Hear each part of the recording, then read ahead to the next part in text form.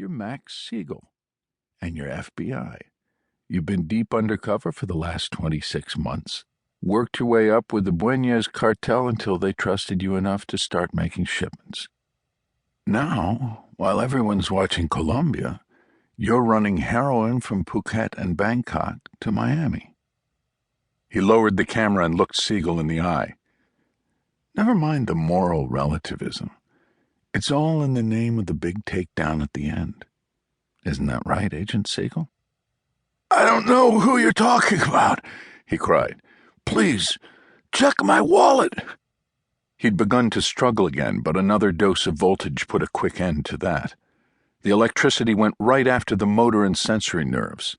Siegel's pain tolerance was irrelevant, and the ammo, such as it was, ran right down the drain into Biscayne Bay. I suppose you might be forgiven for not recognizing me, Kyle went on. Does the name Kyle Craig mean anything to you? Or maybe the Mastermind?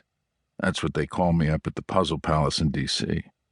As a matter of fact, I used to work there, long time ago. A flash of recognition came and went in Siegel's eyes. Not that Kyle needed any kind of confirmation. His reconnaissance was still flawless. But this Max Siegel was a pro, too. He wasn't about to stop playing the game now, especially now. Please, he blubbered on when he found his voice again. What is this? Who are you? I don't know what you want. Everything, Max.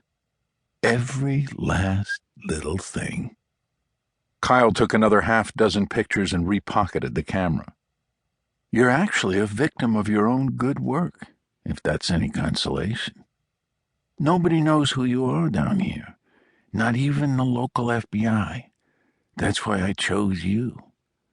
I selected you out of all the agents working in the United States. You, Max. Can you guess why? His voice had changed as he spoke. It was more nasal now, with the same shades of Brooklyn accent that laced the real Max Siegel's speech. This will never work! You're insane! Siegel screamed at him. You're fucking mad! By some standards, I think that might be true, Kyle said.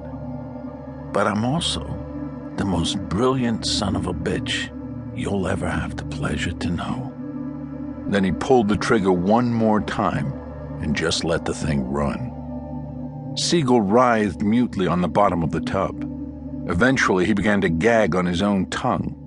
Kyle watched, carefully noting every detail all the way to the end, studying his subject until there was nothing left to learn. Let's hope this works, he said. Wouldn't want you to have died for nothing, Mr. Siegel.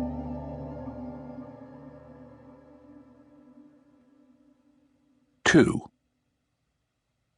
22 days later, a man bearing a striking resemblance to Max Siegel checked out of the Hotel Melia Habana in the ritzy Miramar section of Havana, Cuba.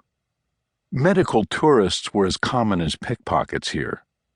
No one looked twice at the broad-shouldered man in the linen suit, with bruises around his eyes and gauze over his nose and ears as he came through the lobby. He signed the bill with a perfectly replicated signature and kept the charges on Max Siegel's brand-new American Express card. The surgeries, however, had been paid for in cash. From the hotel, he caught a cab across town to Dr. Cruz's office, discreetly tucked into one of the city's endless neoclassic arcades. Inside was a full-service, completely staffed modern clinic that would have made a high-priced plastic surgeon in Miami or Palm Beach proud. I have to tell you, Senor Siegel, that I'm quite pleased with this. The doctor spoke softly as he removed the last of the bandages. It is some of the best work I've ever done, if I may say so. His manner was thoughtful but crisp and efficient, very professional.